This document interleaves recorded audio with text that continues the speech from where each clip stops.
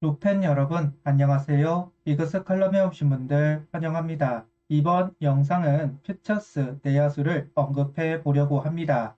매년 새 얼굴이 등장하는 내야 파트입니다. 25시즌에도 새 얼굴이 될 수 있는 내야수는 있습니다.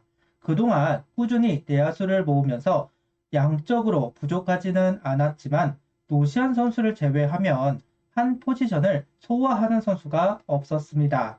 변수는 언제나 있고 이탈이 되는 경우도 많이 있습니다. 그런 상황들을 대비를 할 필요도 있는 것은 사실입니다. 다음 주자가 될 퓨처스 내야수를 주목해 보고자 합니다. 영상 시작하겠습니다. 김경문 감독은 올드스쿨이다 여러 번 언급을 했습니다. 올드스쿨의 감독들의 특성 중 하나가 투수보다 야수를 확보하려고 한다는 점입니다. 예전엔 엔트리가 적다 보니 좀 더 효율적으로 활용하려는 움직임이 많았습니다. 4+1 선발도 그렇고 혹사 논란도 이런 움직임에서 나온 부산물입니다. 대주자, 대수비, 대타에 대한 활용도 뚜렷했던 야구를 해왔습니다. 그런데 엔트리가 늘어나면서 불펜의 양도 늘었지만 내야수의 양도 늘어났습니다. 이제는 백업 내야수 두세 명을 활용하면서 대주자, 대수비, 대타의 활용보다는 주전의 체력 관리가 주 목적이 되는 경우가 많아졌습니다.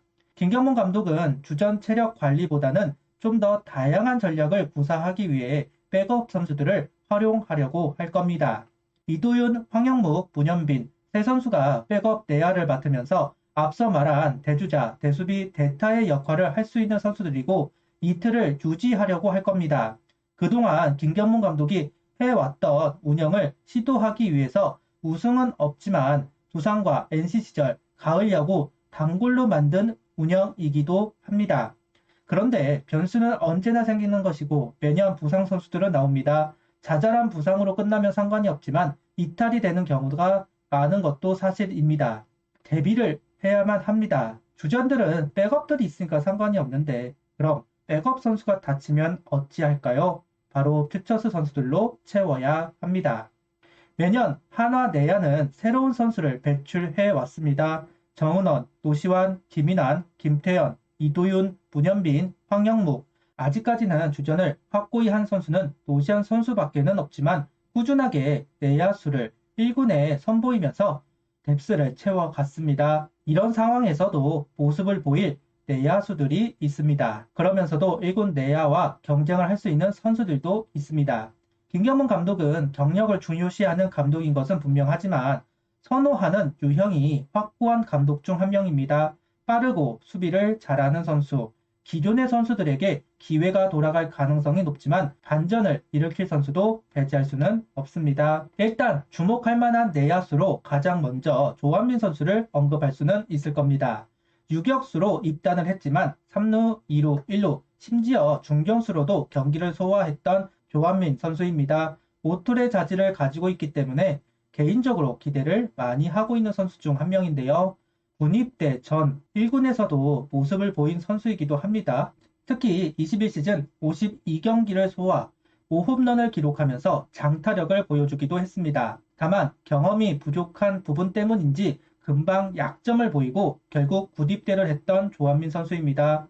작년 제대를 했지만 다리 수술을 하면서 재활을 해야만 했고 올 시즌 7월이 돼서야 퓨처스의 모습을 보였습니다.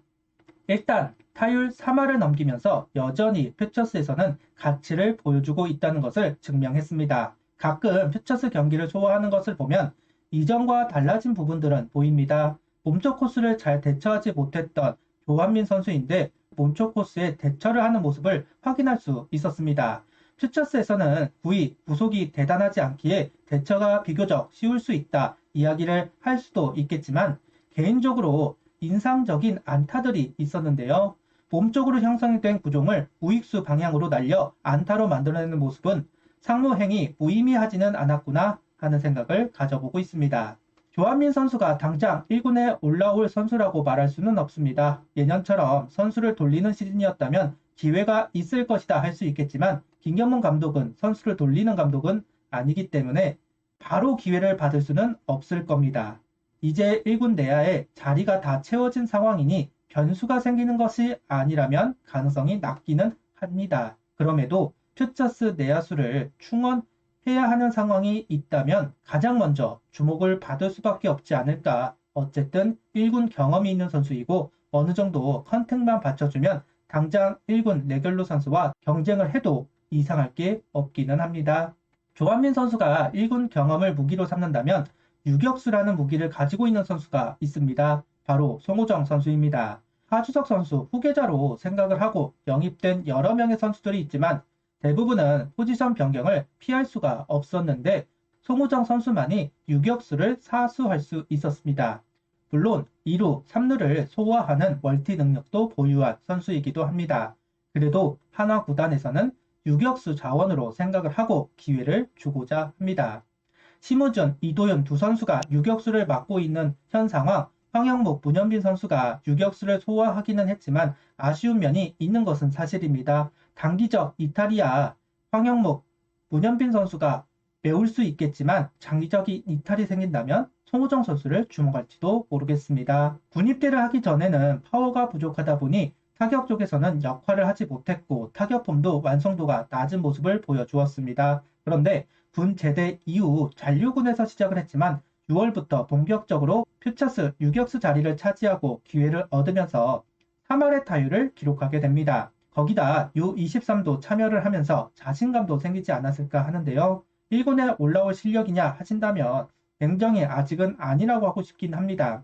이제야 몸이 성장을 했기 때문에 성장을 시작한 선수라고 말해야 할 것 같습니다. 25시즌 1군의 모습을 보인다면 대수비 이상을 하기는 어렵긴 하다. 그럼에도 주목을 하고 성장을 지켜볼 선수는 분명하다. 이렇게 이야기를 해야만 할 것 같습니다. 홍호정 선수도 당장 1군에 올라가기보다는 퓨처스에서 도루 부분에서 이름을 올리기를 바라고 있는 것 같습니다. 꾸준히 경기를 나가고 아직은 어설픈 폼을 가다듬고 자신의 장점인 빠른 발을 이용한 야구, 한화에게는 부족한 유형의 선수이니만큼 송호정 선수의 성장은 필요합니다. 하주석 선수가 잔류이던 사트로 이적을 하던 한화에서는 존재감은 이제 찾아보기 어렵습니다. 다음 세대인 송호정 선수 존재감이 좀 더 커지면 좋겠습니다. 시즌 말미라도 1군에 올라오면 좋겠네요.